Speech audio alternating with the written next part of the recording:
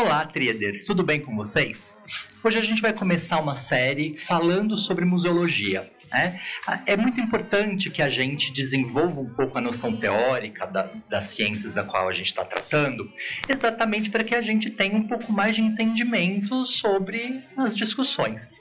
E também, porque não há em larga escala na internet, né, essas informações disponíveis, principalmente em vídeo, que pode ser mais didático e mais interessante para algumas pessoas. Então isso pode ajudar alguns estudantes, mas também pode ajudar o público em geral a entender um pouco mais do que se trata o museu, de onde ele vem, para onde ele quer ir, e a partir daí desenvolver um pouco mais o interesse, o gosto por frequentar museus. Então hoje a gente vai começar a fazer uma introdução, vai mais ou menos até a meados do século XX, e aí a gente vai continuando em outros vídeos, até para não ficar muito longo, muito cansativo, né? E vocês poderem ver isso em momentos livres, em situações, né, que pode se encaixar melhor esse vídeo. Então vamos começar aqui, falar um pouquinho da introdução, mas por que falar de museus, né? Porque museus são lugares de poder, né? A gente entende, muitas pessoas entendem, é um lugar de coisas velhas. Na verdade, não é exatamente isso, né? Pode ser um lugar de coisas antigas, o que é diferente de ser coisa velha, né? Mas não é só isso, e tem muitos outros nuances que a gente pode colocar aí. Então, o mais importante de falar do museu é porque ele é um lugar de poder. Mas que tipo de poder? Bom, o que está no museu, de alguma maneira, está validado por aquela instituição. E ela é uma instituição importante para a sociedade, e a gente vai discorrendo disso, né, durante esse vídeo aqui. Mas a questão ele é um lugar que valida o que está lá, aquele quadro que está lá, aquele artista que está lá, ele é importante de alguma maneira, senão não estaria lá. E isso aumenta, obviamente, o valor da obra dessa pessoa e inclusive, ratifica algum tipo de estética, né, que se julga importante, que se julga válida. Então, é um lugar de poder. É um lugar que está dizendo para as pessoas o que elas devem consumir, o que de fato é útil, o que de fato é bonito, o que de fato é esteticamente desejável. Então, é um lugar de poder. E, inclusive, a gente vê isso pela própria origem, né? Etimologicamente, ele vem de museum, que é o Templo das Musas. Isso vem do grego, Templo das Musas. Então, na mitologia, quem eram essas musas? Elas eram as representantes das diversas linguagens artísticas e que se vinculavam à memória também, né? Como a gente lembra, como que a gente constrói a ideia dessas artes no tempo, no espaço, né? Durante a vivência que a gente tem dessas coisas. Então, do mito vem esse templo. E exatamente esse peso, né, essa importância que foi reputada ao museu e que se ainda tem dele, né, uma construção grandiosa, um lugar grandioso para coisas grandiosas. E, óbvio, isso gera uma consequência em quem vai frequentar aquele lugar, né, coloca essa pessoa num lugar específico. O maior museu que a gente tinha, né, era o de Alexandria, né, que é importantíssimo, inclusive composto pela famosíssima Biblioteca de Alexandria, né? Mas também tinha um parque zoológico, tinha um parque botânico, tinha áreas de estudo para diversas ciências, então ele era um lugar coletivo de celebração e de ampliação do conhecimento, e não só necessariamente um lugar de se colocar objetos. Mas como tudo na Grécia, né, e do grego que a gente herdou, muitas das coisas mudaram de significado. Né? Então, o que era o nome, né, a palavra significava lá no grego antigo, hoje a gente pode até ter a mesma palavra, mas o significado que a gente atribui a ela é diferente. Né? O melhor exemplo é a democracia. A democracia grega era exercida por quem era detentor, né, de riquezas. Então, a mulher não era considerada cidadão, o jovem, adolescente jovem não era considerado cidadão, o estrangeiro não era considerado cidadão. Então não era exatamente o governo do povo, era o governo de uma parte do povo. E a gente tem hoje uma outra noção, a gente emprega um outro sentido a essa palavra democracia. Super normal, super natural, de fato, a linguagem, as palavras, os idiomas são vivos e os sentidos vão mudando no tempo. Mas pra gente aqui, né, a gente entender um pouco melhor a ideia de museu como ele está posto hoje, ele começa com a modernidade, né? Então a modernidade se dá lá no século, começa, né, mais ou menos no século XV. Então, no século XV, que vão ser a época das descobertas, das grandes navegações, embora a gente possa criticar e discutir um pouco essa questão de descoberta, né?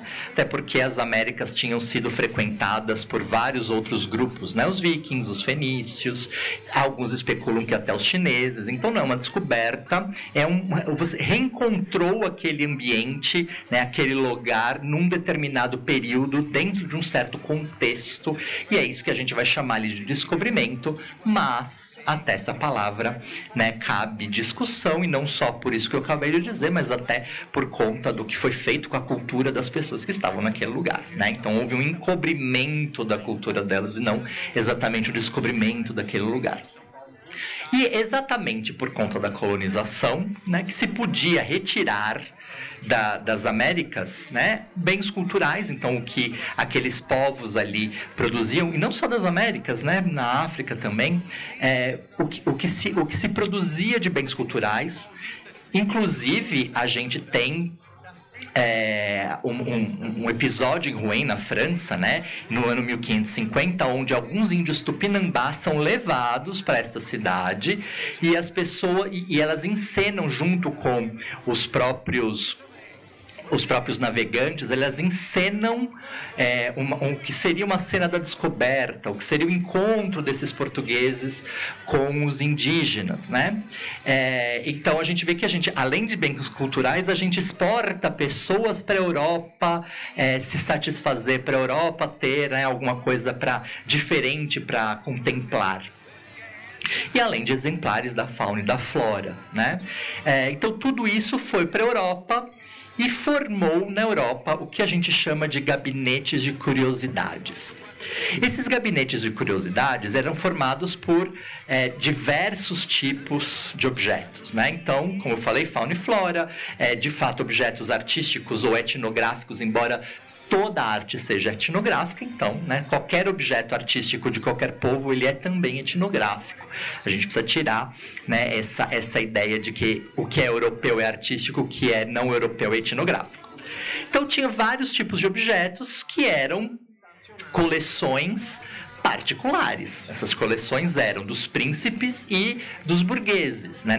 Nessa época, a divisão primeiro, segundo e terceiro estado ainda era muito forte, né? Então, a gente tem a aristocracia, os príncipes, os reis, a aristocracia de um lado, e no terceiro estado a gente tem, o segundo é o clero, no terceiro estado a gente tem o resto do povo, e a burguesia, que tinha poder econômico e não político, está no terceiro ainda, e só vai tomar o poder depois, né? No final do século XVIII. Então, a gente vai ter esses lugares particulares que eram as pessoas, óbvio, era um símbolo de poder, então era frequentado por quem interessava ao detentor daqueles objetos. E aí a gente inicia também os primeiros formas de catalogação desses bens, né? O primeiro entendimento de que, já que a gente tem uma coleção, e inclusive isso tem valor monetário, isso vai ser transmitido como herança, então a gente tem que ter uma catalogação, um entendimento do que é isso. Voltando um pouquinho na história de Rouen, que, né, tá muito imbricado aqui nessa história também, a gente tem que lembrar que né, a gente tem o colonialismo do XV, mas a gente tem o neocolonialismo do XIX, né, do século XIX, que foi muito agressivo, principalmente na África, né? E o legado dessa exportação, vamos dizer assim, para não dizer coisa pior, dos indígenas para Rouen, criou na Europa a ideia de zoológicos humanos, né? Obviamente é uma ideia absurda pra gente hoje em dia, né? Mas obviamente ela é anacrônica sob certo aspecto, porque principalmente no século XV não se tinha ideia de direitos humanos, né? De pessoa como a gente tem hoje. Talvez no XIX a coisa fosse um pouquinho diferente, mas no XV ainda não se tinha esse tipo de crítica, de entendimento das pessoas. Mas curiosamente, a primeira exposição, né, que vai formar essa ideia de zoológicos humanos, ela é do século XIX já. Então, veja, algo que aconteceu ali no século XVI acaba projetando para o século XIX uma ideia de que você pode continuar usando aquelas pessoas como objetos para o interesse europeu sobre aquelas pessoas. Né? Então, a primeira exposição desse tipo foi realizada na Alemanha em 1896. Então, a gente está aqui bem perto dos nossos tempos, né? 106 africanos foram levados para Berlim, forçadas a ficar dentro, né, de enfim, como um zoológico, né, dentro de um lugar específico para ser né, admirado como coisas exóticas pelos aldeões, pelas pessoas que moravam em Berlim, e eram submetidas a humilhações, né, submetidas a exames raciais, né, para entender, essa raça, né, a raça negra é diferente da raça branca.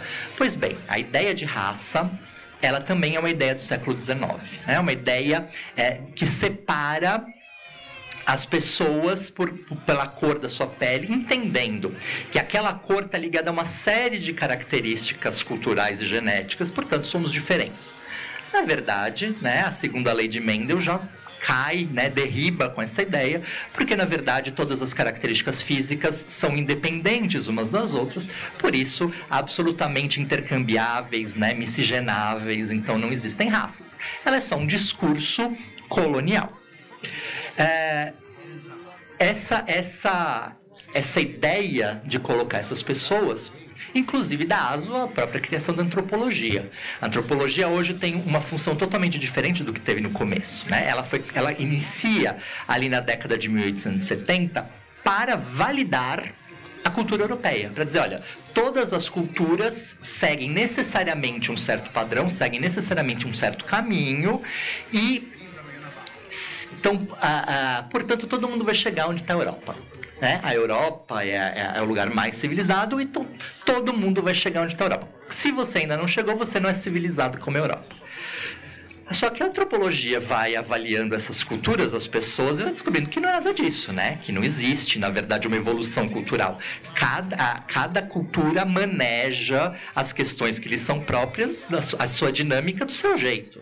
Então, portanto, toda cultura vista de fora dela mesma não vai interpretá-la da maneira correta de forma alguma, né? Obviamente porque na cultura onde eu fui criado, eu vou entender que é a mais correta em relação a qualquer outra, por pior que a minha seja, né? Agora, curiosamente, e para o nosso horror, a última exposição desse tipo de zoológicos humanos foi em 1958, sim, após a Segunda Guerra Mundial, na Bélgica, né, onde pessoas, homens, mulheres, crianças eram colocadas em jaulas, né, na sua suposta condição natural, como se, né, se pudesse ter uma noção sobre isso, porque afinal nunca interessou ao europeu saber qual era a condição natural, né, dos africanos e ameríndios, enfim, e a educar e entreter esses europeus, né, em 1958, no lugar que se diz tão evoluído, né? Então veja o problema que era isso. Então, isso também está aqui dentro da própria história, né? Da própria ideia de exposição, de museu. Né? Veja que tudo está sendo ligado e se formando aqui uma ideia que vai acabar depois desembocando no museu. Os gabinetes de curiosidades não eram abertos ao público, mas, apesar, né, dessas instituições serem fechadas ao público, começa a haver um movimento de expor essas coisas. A gente já vai ver o porquê, mas eu vou citar primeiro os dois primeiros museus que a gente pode entender como museus, ou seja, tinha uma coleção e era de alguma maneira aberta ao público. O primeiro deles é o Museu de Belas Artes da Basileia, na Suíça, que data de 1661, e ele existe a partir da aquisição do gabinete Amerbach, que era o gabinete de curiosidades que foi adquirido para poder ser exposto. O segundo museu é o Ashmolean, de 1683, da Universidade de Oxford, que foi criada pelo Elias Ashmole a partir da coleção adquirida do gabinete Trandescan, que depois foi incorporando outras coisas. Então, veja, eles aparecem dos gabinetes de curiosidades e são abertas ao público a partir disso. Aqui, o primeiro museu que a gente vai ter aqui no Brasil vai ser com a vinda da família real portuguesa, né? Então, muito tempo depois, né, desse período aqui que a gente está tratando. O primeiro museu é o Museu Nacional do Rio de Janeiro, né? E aí que é de 1818, né? Portanto, 10 anos depois da vinda da família real, então no Rio de Janeiro. O segundo é o Museu Paraense Emílio Gueldi, fundado em 1866. E isso por conta, né, da vinda da família real e de todas as mudanças que eles vão propor aqui para estruturar um lugar onde pudesse morar a família real, né? Exatamente essa ideia. Não foi evoluir, nada se melhorou por conta das pessoas que estavam aqui, mas por conta de toda a corte que foi trazida para cá. Mas por que essas mudanças de paradigma, né? Alguém alguma hora decidiu, vamos expor essas coisas para as pessoas, né? Porque a gente é legal? Não. Porque a gente tem, né, no século XVIII, as 3 principais revoluções burguesas. A Revolução Francesa, a Revolução Industrial e a independência dos Estados Unidos. Isso muda o paradigma de sociedade, né? Isso começa a trazer uma nova ideia da constituição da sociedade, uma nova ideia sobre o que a sociedade produziu, o que é bem da sociedade, né? O que é um bem público. Isso é muito perceptível na Revolução Francesa, né? Tudo que tinha, principalmente a gente vê o grande Palácio de Versailles e outros tantos, eram de uso exclusivo da nobreza, né? Da aristocracia. E o povo não tinha nenhum acesso àquilo. O que vai acontecer com a Revolução Francesa é exatamente que o povo vai acessar todas essas coisas. Então você começa a criar uma ideia de que aquilo não é só daquele rei. Aquilo lá foi produzido com a riqueza daquela nação, né? E aí a gente está aqui, a gente começa com a ideia de nação no século XVI, mas a gente vai tendo nações se formando como a Itália no século XIX. Mas com a Revolução Francesa a ideia de nação começa lá, né? No final do século XVIII. Então cria-se uma ideia de responsabilidade coletiva sobre o patrimônio da nação. Então tudo que foi constituído como bem cultural, como construção arquitetônica, né, como riqueza, vira um patrimônio da nação. Portanto, o Estado tem um papel de proteger esse patrimônio, né? E não só ele, todo mundo que é do povo. O povo tem que proteger né, o que é o seu próprio patrimônio. Então, aí liga essa ideia de que o museu tem a obrigação de proteger esse patrimônio. Então, é criada a ideia moderna de museu para aquele local que vai vai cuidar desse tipo de patrimônio. E vai gerar, então, uma necessidade educativa desse museu. É uma necessidade de usar aquele patrimônio para informar alguma coisa para as pessoas, né? Principalmente uma ideia de nacionalismo.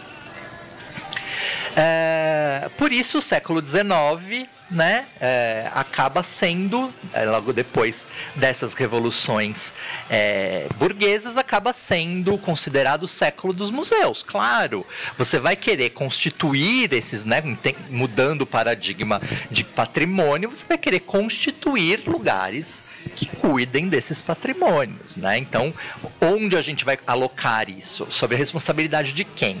E aí a gente começa a aproximar aqui a ideia que a gente tem hoje mesmo de museu, né?